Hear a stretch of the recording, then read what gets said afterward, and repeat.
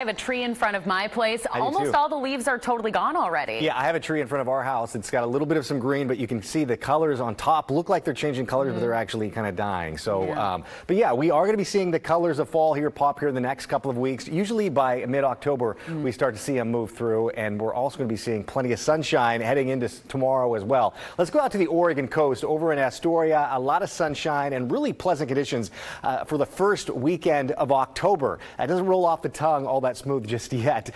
Temperatures in the low 60s at this hour. As we look at the rainfall amounts, I know from last month, I know September isn't in the rearview mirror, but it's going to go down as the 7th wettest on record. Over 3 3/4 of an inch of rain, over 2 inches above normal. Next rain chance arrives Tuesday and into Wednesday. I think for the most part, it's going to be really rainy Tuesday afternoon and into the overnight hours. And then heading into Wednesday, we'll start to see some drier conditions. And a wet October is likely here the next couple of days, especially heading into Tuesday. But also by the middle part of the month is kind of that time where we start to see the transitions move through as we approach the later part of fall. Right now, we're looking at a temperature of 72 degrees. This is from our Wells Fargo camera. Winds are pretty light coming in from the west at 6 miles per hour. And I talked about this at the top of the show. Nothing but sunshine, and there's not a bad place to be today on your Saturday afternoon and Saturday night, and that's going to be the case heading into Sunday as well. You can see the closest thing we have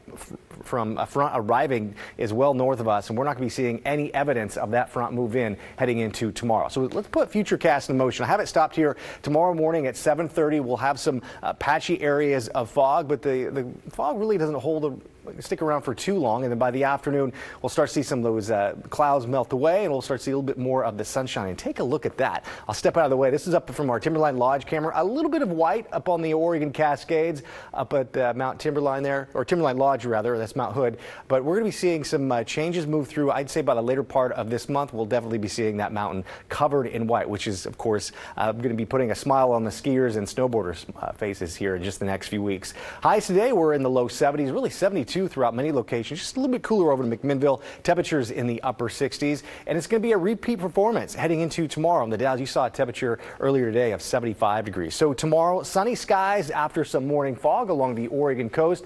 Daytime highs will be in the low to mid 60s, so not a big difference from what you saw earlier today to what you'll be running into for Sunday afternoon. Patchy morning fog throughout the valley with temperatures in the low 70s, and this is basically what we should be seeing for the first weekend of October and early October as well. A cool morning throughout the eastern side of the state with temperatures starting out just above freezing, although Burns, you'll be right at that freezing mark. And then look at your daytime highs over in Burns. Temperature of 80 degrees, and Baker City and LeGrand, you won't be far behind with those temperatures right around the upper 70s. A sunny afternoon throughout the Oregon Cascades. As you just saw, you're going to be seeing a lot of that sunshine here the next couple of days before we start to see some changes by the early part of next week. I'll show you that in the 7-day forecast. But Government Camp, a daytime high tomorrow of 67 degrees, and Santiam Pass in the upper 60s. Meanwhile, throughout central Oregon, staying warm. It's still going to be feeling really like summer with temperatures close to 80 degrees. Meanwhile, throughout the Columbia River Gorge, sunny and nice. It will be warmer on the east end. Temperatures close to 80 degrees over in the Dalles with that